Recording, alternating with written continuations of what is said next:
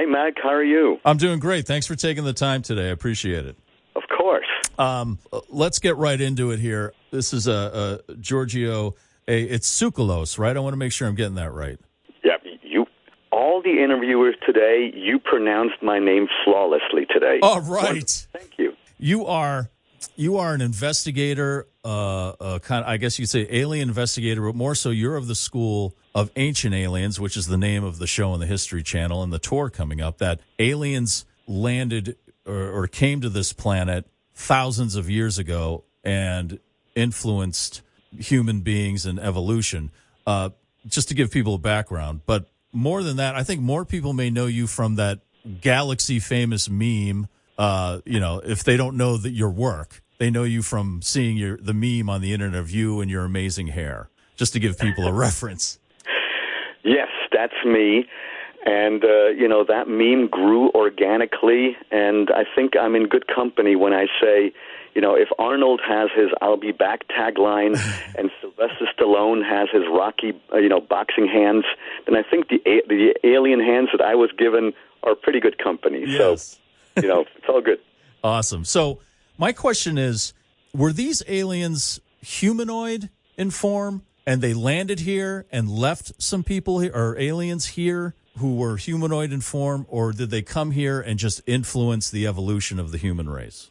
So in my personal opinion, I think that they were humanoid form and that we look like them, because there is so the ancient astronaut theory that I propose does not deny our fossil record. I mean, we have a fossil record, it's there, but in the fossil record itself, even the biologists and the anthropologists are referring to something called the missing link, how we can't quite explain away the missing time and the missing, the switches from the different human ancestors. And then it was only Homo sapiens that actually made it. And if you remember, Neanderthal and a whole bunch of other human ancestors, by muscle were stronger, and also by brain volume had a bigger brain capacity. So for all intents and purposes, they should have made it before we would have made it, but that was not the case.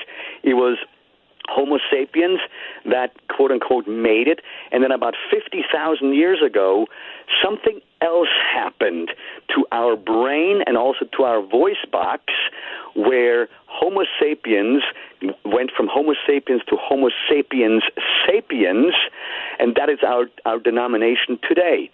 And that is exactly where the ancient astronaut theory comes in, where we propose that clearly, and even geneticists will agree with this, that some type of a strange genetic thing happened, and of course they attribute it to coincidence and, natural selection and stuff, but with evolution, you need time. You need a lot of time.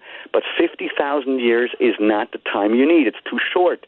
So what happened there? And the idea is that, yes, extraterrestrials, they meddled and gave us the secret sauce.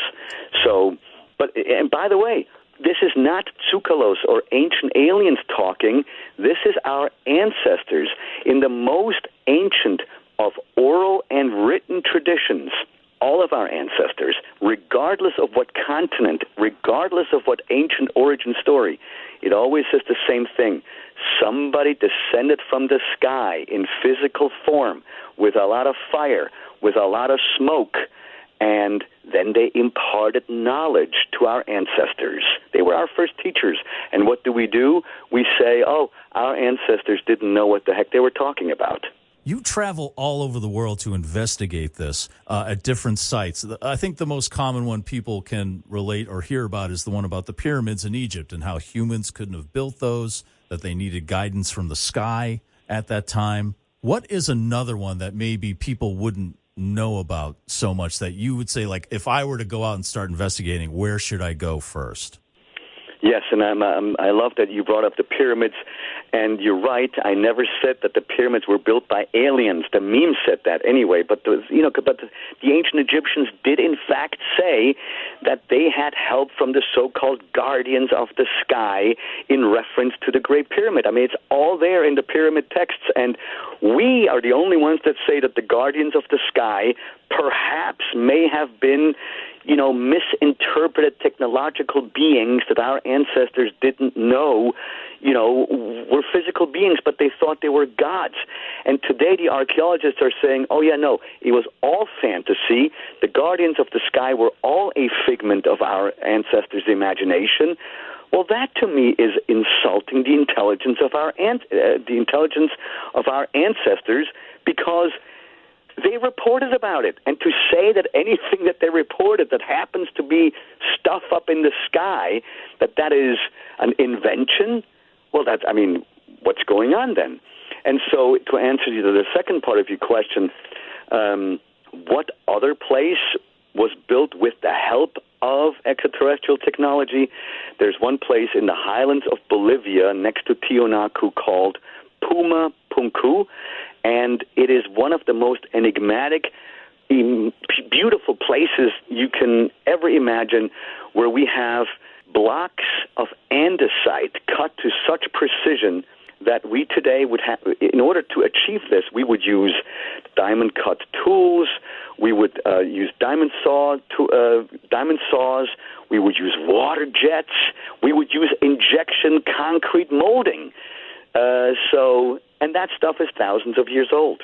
Would you say that the ancient aliens, they come back, they visit us, that they would maybe manipulate, like they were there when man discovered fire. They were here to help us discover atomic energy or something like that. Do you think that they are responsible for that? Certainly not defining the atomic energy, because the suggestion is that they gave us, they set us apart with intelligence, and they gave us the basic tools. They taught us the basics of science, engineering, mathematics, agriculture, medicine, how to make fire, things like that, city planning and all of that. But then the idea was they can do it on their own. And so this is why they've always been called the Watchers. A watcher does not interfere. A watcher just does that. He watches. They watch. And so, in my opinion, by the way, they're still here. They never left. They're watching. They're observing us, how we're doing. And, so yes, they absolutely did teach us the basics long ago, but that then later, there are some of my colleagues that suggest that, but I disagree with that.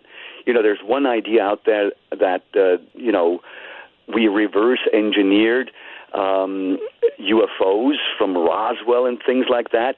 But, we could have done that on our own. We didn't need extraterrestrial help with that, because we are ourselves an incredibly advanced society and civilization.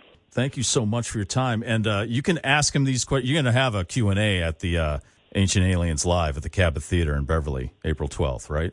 Yes. Yeah, so you can go there, ask questions. This is a fascinating subject for me. I appreciate your time. Thank you so much. Wonderful, Mike. Thank you so much, and until next time.